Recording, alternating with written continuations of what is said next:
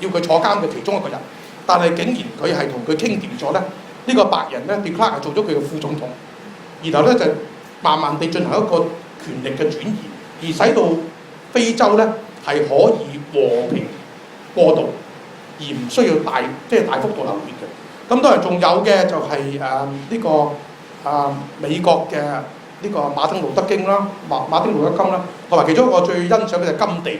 甘地係使我非常之感動嘅一位哲學家同埋政治家。咁有一套戲講甘地，我希望大家有興趣睇下。我睇完又睇，我係非常之感人嘅。呢套戲係攞咗獎，嗰個明星係好做咗影帝嘅，做呢套戲嘅時候。但係嗰套戲係拍得非常之感人。咁最近一套戲係講昂山素姬，咁佢都係非常之我覺得係拍得相當之感人嘅。咁呢幾位都係我係好尊敬嘅人物。當然佢哋有做嘅嘢好多限制，到昂山素姬到今日。佢嘅議會即係得40席，成個議會係400席，係嘛？佢仍然係劣勢之中嚟到爭取空間。咁但係佢好辛苦，佢先生死嘅時候咧，佢都唔肯離開緬甸，去到換佢最後一面，因為佢知道離開咗緬甸咧，佢係唔可以再翻去，所以佢嘅犧牲好大。今年67歲今年，但係佢仍然係好大嘅毅力，去到爭取國家嘅自由民主。咁所以我就係講呢幾位啦。多謝何先生。咁相信我哋各位好多同學咧都係好尊敬孫中山啊、甘地等人嘅。咁我哋之後就有請個人發問。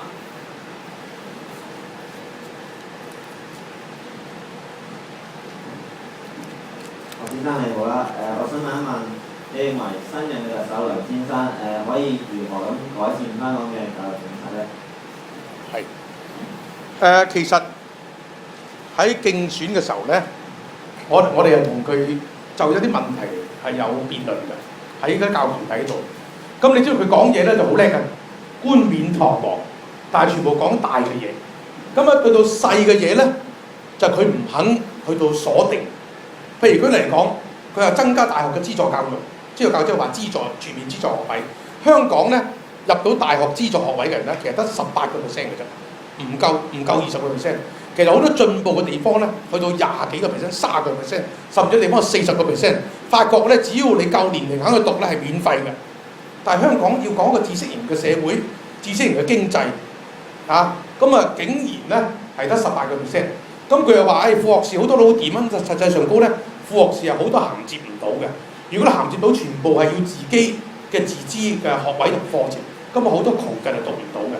咁所以我哋一樣嘢，佢唔肯增加到有計劃地增加到25%。好啦，至於幼兒教育咁樣咧，我哋嘅贊成就係點樣咧？係應該將嗰3年嘅幼兒教育咧納入成為全面資助嘅教育，即係話免費嘅。然後好似我哋小學咁樣，全部係強制要讀。同埋係大家係可以有一個入學嘅一個權利以至到政府要監管嗰啲幼稚園老師係可以受到培訓，有薪金，有一個薪金表。但係咧，梁振英只係同意係俾學券，學券就俾唔晒，同埋學券咧仍然係好多嘢係即係唔能夠好似全面資助教育咁樣咧，係確保有一個即係入學嘅即係比較平等嘅權利。咁仍然要自己揾學校，咁好多嘢好唔方便，即係好唔公平嘅。第3樣嘢，佢同我最大唔同嘅地方咧，我覺得要即時實行中學嘅小班教學，因為我覺得香港係冇理由唔實行，依家小學已經做咗啦，係咪？咁中學嘅小班教育咧，其實從我哋開始講嘅時候咧，我話只要每年每班減2個人，咁咧其實10年度咧就已經，如果38人到40人已經減到30個，或者你如果有啲班已經得35人到啫嘛。其實唔使10年上面，我講5年咧，每班減2個，已經減到25個，25個係標準嘅啦，已經20到25個係標準。咁其實佢都唔肯做。其實你小學即係你好過殺校啊嘛，係咪？咁我寧願殺校都唔去做呢啲嘢。咁我覺得係即係呢啲嘢佢係做唔到。但係我話俾你聽咧，就係佢會講得俾大家聽，好似幾好聽。但係將來喺教育問題上高咧，佢係仍然係會備受我哋咩批評嘅。仲有國民教育，國民教育咧，我哋話俾你聽咧，我哋就最擔心就係洗腦教育。因為國民教育係可以係我哋依家嘅通識教育一部分，係可以講多啲普世價值，就同埋唔好咁着重考試，係嘛？咁同埋咧，亦都唔好淨係講國家成功光明偉大嗰面，要講多啲，亦都要同時要講下普世價值，要講下一啲好具爭論敏感嘅歷史問題，包括6四。包括到好多即係依家嘅維權咁樣，劉曉波事件咁。咁會唔會咁做咧？我懷疑佢唔肯咁做，亦都係將來做嘅時候咧，會有好多嘢咧，會使我哋覺得佢係想塑造一個現代嘅愛國嘅樣板嘅愛國青年，淨係諗到哎呀，我哋5星旗幾偉大，諗到我哋有幾多人，我哋中國上太空，諗到我哋攞幾多金牌，即係唔係咁樣咯？即係我要睇國家落後嘅陰暗嗰一面，然後咁先有進步。多謝何先生。咁相信各位同學都體會到小班教學係幾咁重要啦。咁我哋而家咧就邀請嚴卓文同學發問。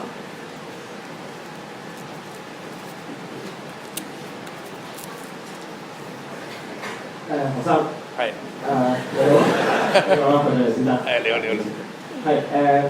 係你所領導嘅民主黨喺近年啦，同其他嘅泛民政黨咧意見不一啦。甚至例如係好似你哋喺啱啱嗰次嘅拉布戰裏邊咧，你哋係唔支持拉布啦，亦都係即係認為係喺中立嘅角色裏邊啦，係只係去杯葛拉布戰或者去杯葛嘅立法會會議啦。而且咧亦都去支持你啱啱頭先所講嘅超級區議會方案啦。因此咧可能會俾人去質疑，究竟你哋黨或者你咧係咪去脫離咗民眾嘅意願？甚至咧係俾某啲政黨去追擊。其實你有咩感受，或者你認為你係以咩立場去反對佢哋嘅論調咧 ？OK， 好啊。多謝你呢個問題。其實你正話講個問題咧，的確係帶俾我哋民主派咧幾多困擾，因為自從咧就係五區公投嗰度嗰個運動咧，的確睇得到咧有一啲路線上高嘅分歧。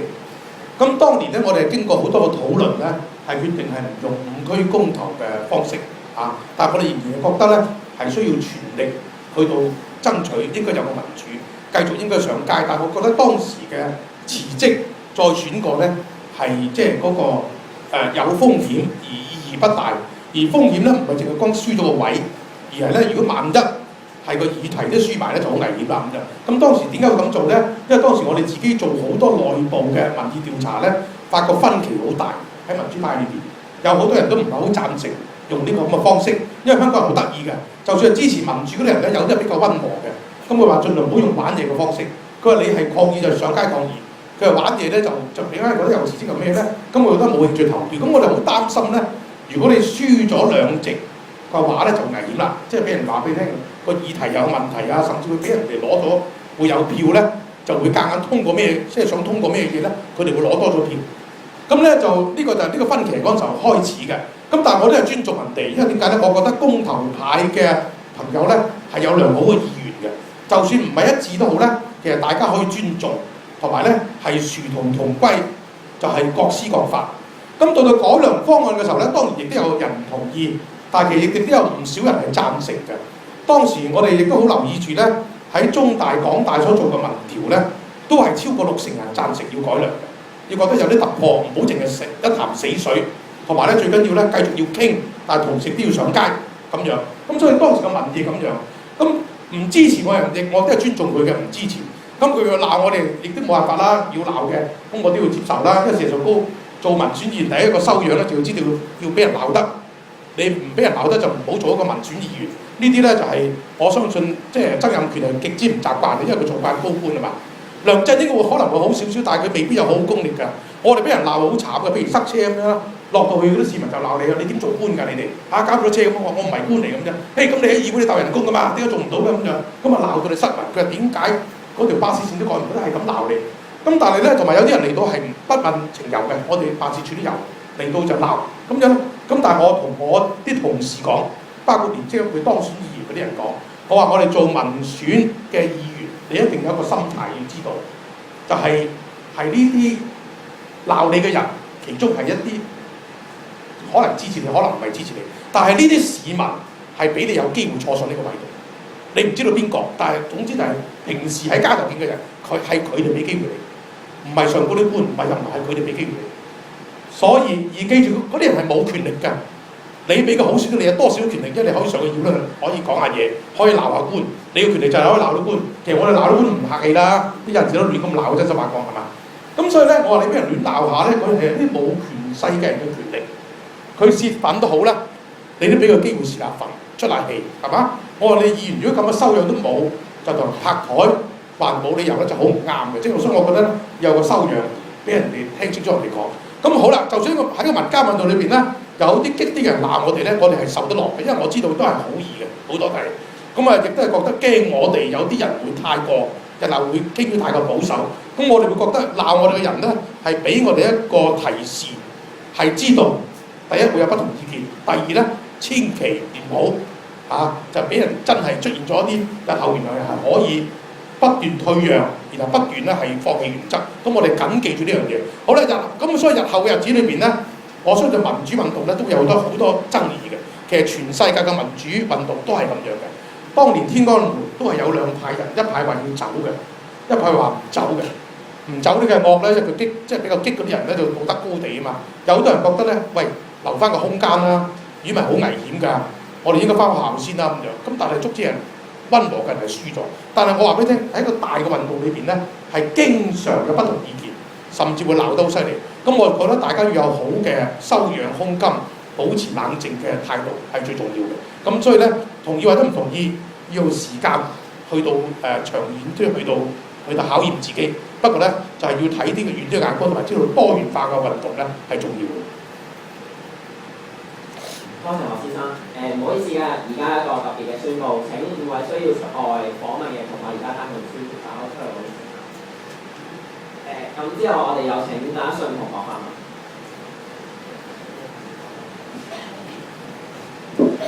何生你好，你作為民主黨嘅主席啦，但係咧近年咧民主黨嘅支持度同埋議席咧都大幅咁減少，其實同你嘅領導有冇關係咧？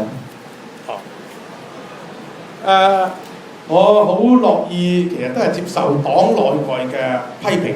咁啊有錯咧，自己承擔多啲責任咧，係絕對對我嚟講係唔係大問題嚇。議席少咗咧，其實可以咁睇嘅。我可以話俾大家聽咧，喺1995年，成個新界西有5席，當時嘅民主黨5席都贏晒。但係到咗1998年，點解我哋成個新界西都係5席，我哋贏得2席咧？唔係我哋支持少咗，你睇個票數咧都唔係少咗嘅，成個民主派，而係佢用咗比例代表制。用咗比例代表制咧，就會對比較多票嘅大黨咧係不利嘅。咁呢個第一個原因。咁你睇即係從95到99年嘅98年嘅立法會選舉睇到啦，就係因為比例代表制咧係分散晒你啲票。譬如而家喺新界西咁樣咧，我上次選係有8席，但係每人只能夠投1票。咁啊，所以變咗咧有啲相對細嘅黨咧，佢只要攞咗幾個%嘅票咧就會贏到。但係如果你係單議席單票，即係每劃喺好多個選區咧，我哋係民主派贏嘅機會大好多嘅。呢個第一樣嘢。咁第二樣嘢咧就係喺2000年之後咧，開始有不同政黨嘅成立。喺2000年嘅時候係得民主黨同埋民協同埋有啲獨立街工，但係依家多咗公民黨，多咗社會民主連線或者係人民力量咁樣。咁所以咧個票係分開咗嘅。咁啊到現在嚟講咧，就係整體泛民嘅票咧，一般都係有6成幾，以前嚟講6成幾。咁啊上次選舉咧，新界西仍然係有成6成半以上嘅。但係我可以話俾大家聽啦，整個民主派嘅票係跌緊。咁個原因咧就係有啲人覺得成日都僵局，覺得好啲嘢做唔到。咁咧有啲人又唔中意太激，太激嘅人覺得你溫和就係做唔到嘢，咁啊好慘嘅你㗎。即係激嘅人就唔中意，溫和嘅人就唔中意。咁所以咧就搞到好多人咧係唔去投票。咁但係我希望咧就係嚟緊日子裏邊，尤其是梁振英上嗰場咧，大家知道都幾驚㗎，好多人話落來了喎咁樣。你要小心啲啊，因為佢係實際上嗰個共產黨上個台，唔知真定假啦係嘛？咁好多人係擔心嘅，同埋上一次嘅種票咧，種票事件咧，亦都使到香港人咧覺得哇咁都得嘅咁樣。咁等等嘢，我希望啲人有多啲嘅危機意識。佢投唔投民主黨，當然我希望佢支持民主黨啦。但我相信都有好多人會揀支持公民黨，揀支持人民力量，揀支持社民連，揀支持工黨，呢個新成立嘅工黨都唔緊要。最緊要出嚟投票嚇，咁即係我最後講咧就係我作為民主黨嘅主席，我作為一個黨，我都要努力去做好我嘅嘢。更加重要一樣嘢就係成個民主派係要繼續要維持到有一定嘅票數同埋議席，嚟到咧保護住香港嘅社會。